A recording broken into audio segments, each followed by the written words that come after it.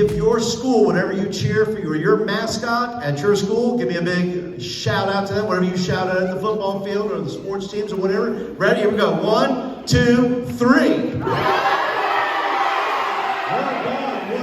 Have a seat. Whoa. That's a little extra. It's a little extra there. Sit down. All right. Too much. No. My name is Paul. Everybody say hi, Paul. I'm youth pastor out at New Life Assembly out in Woodstock. And I know some of you think, Paul, you're a little old being a youth pastor. I get that. Don't worry. I hear that. But today I want to share with you about how to connect. I want to share some very practical tips on connecting people who come to First Priority and wind up, you lead them to Jesus. What then? What do you do with those folks then? And I want to tell you this. Let's go and go to the next slide here. When your friends receive Christ at First Priority, whether you lead them or whatever it may be, find out from them some things, right? First of all, those who receive Christ at First Priority don't need more information. They need more relationship. Are you with me? They can Google things about Jesus. They can't Google a relationship with you. Are you with me? Okay? When you connect somebody, how many of you were invited to come to this today?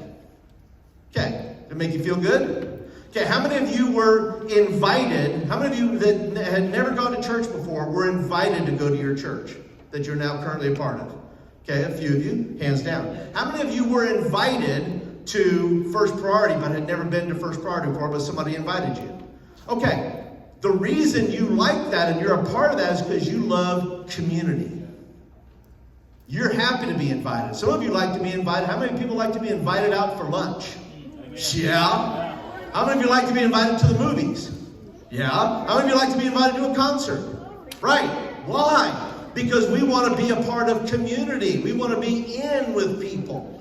And you know what? People who just come to faith and they come to Christ, can I tell you something? They don't need more information. You don't want somebody coming back and telling you about the concert. You don't want somebody coming back telling you about the food they just ate. How many of you would have rather have enjoyed the meal with them?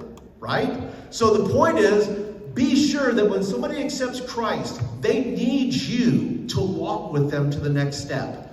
They don't know what to do. If they don't know about church or God or anything else, they need a helpful guide. Somebody who says, what's next? Now, I'm going to give you, in your little program, there's a bunch of yeses there. We're not going to cover those. You can read those. I want to help you deal with the no's, because I believe you, in this day and age, you're going to hear a lot more people tell you no, they don't go to church, than yes.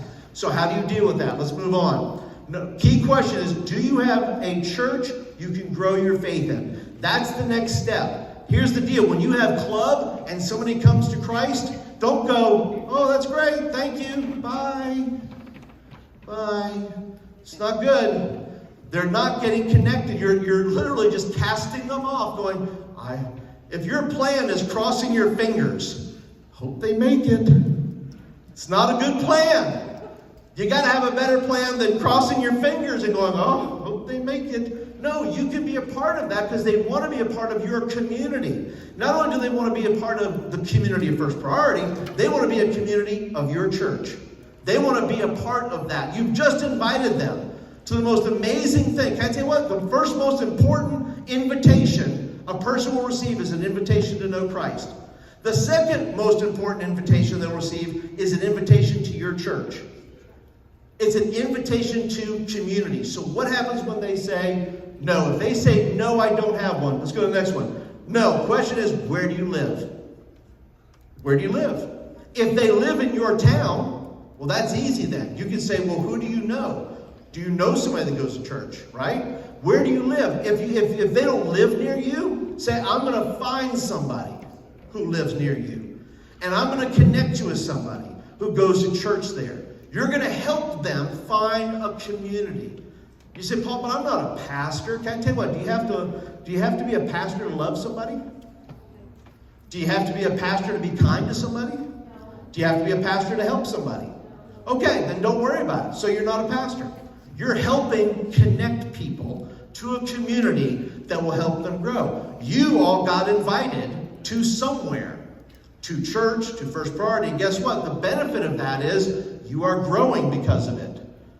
Let's offer those folks the same benefit. That's all I'm saying, right? So the next one. So would you like, so the next question is, if they don't, say, look, would you like to come to my youth group? Would you like to come to my youth group? So what if they say no? So what?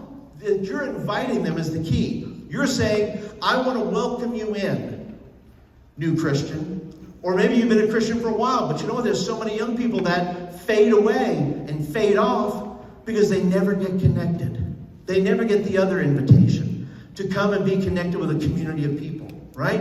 It feels good to be in community. It feels good to be connected. When you join a team, sports team, club, whatever it is, you love it when somebody says, hey, come be a part of this. Have a responsibility. We want you to stay and be a part. You love that. Give people, the same people that you're inviting to Christ, want that next step. They want that invitation. So the next step is, would you like? So the next one is, if they say, listen, it's impossible for them to go to church for whatever reason. Maybe they have a job. Maybe they do something else. Then this is where you take on some little extra responsibility. It says, okay then, I want you to grow, so I'm going to do this. Would you like to get together for lunch or after school? And I will help you grow. I'll take a personal responsibility in that. I will say, look, I'm going to help you. I'm going to teach you what I know. Right? Just like what Jacques was saying. The best testimony is the one that you give. The best information is the stuff you're going to give. And say, you know what? I'm just going to teach you what I learned. Whatever my youth pastor teaches me, I'm going to teach you. Amen? Let's move on. So, example. How do you do it in First Priority? On your Connect Day, if anybody has an event going on that weekend, if your youth group or your church has an event that's going on, let anybody get up and say, hey, my church, we're doing a lock-in this weekend. Anybody can come. Hey, we're just going out to lunch together after church. Anybody's welcome to come. We're having a retreat this weekend. Anybody's welcome to come. Can I tell you why? Because tell you what, you don't know who's going to show up. You don't know that when you put those in. Can I tell you what, it doesn't matter for that new believer. It doesn't matter what church they go to. It does matter they have an opportunity to go to church. It doesn't have to be your church. As long as they're responding and getting to a community of people that will help them grow, that's important. Amen? Do you agree with that? Are you picking up what I'm laying down? Okay, it's important. That's the responsibility we have. So, let's move on. How many of you have ever seen Titanic? Raise your hand. So let me give you an example here. Jack, I have problems with Jack and Rose, by the way. Jack is freezing to death in the water. Rose is on a raft, not freezing to death. The raft is big enough for Jack. Tell me I'm wrong. It's big enough for Jack to get on. Jack is ready. He's like, and Rose says to Jack, I'll never let go. Oh yeah? What happens? Oh, poor Jack. There he goes. He fades away into the water. Here's the deal. Let me show you this, and I'll wrap with this. Here's the deal. Every invitation you give is a lifeline. What's your name? Hi, Sydney. Sydney, will you go to church with me? Okay, see? That was easy. Right? Easy. Come over here. There we go. Who's got it? What's your name? You go to church with me, Philip? Thank you. Give me that. Right? So what do we have here? Look, just like Rose could have helped Jack, there was plenty of enough room on the raft, folks. There's enough room in your church to invite somebody. There's enough room in First Priority to invite somebody. Hey, what's your name? You go to church with me? Look at that. Look at that. I'm getting all these yeses. I'm growing my youth group by ones. I'm growing them by ones, everybody. Here's the deal. I'll leave you with this. It's funny that sinners have no problem inviting you to sin. Hey, you want to go party? They're proud of it. we're going to get so wasted. They are proud of it. Hey, you want to go get drunk? You want to go get high? You want to go do something bad? You want to go steal stuff? You want to do something you shouldn't do? Absolutely. They're thrilled with it. They're thrilled. On the other hand, Christians, you want to go to church with me? It'll be fun. Kinda. The youth pastor's kind of a dork. But how many of you know we need to raise up the energy level a little bit and say, you know what? First priority is worth inviting somebody to. Yeah. Church is worth inviting somebody to. Jesus is worth inviting somebody to. You never know that when you give out that invitation to your church on a Connect Week, who's going to respond? Who would like to be responsible for somebody getting connected to your church that wasn't connected before? Nobody. Good. Let's try that again.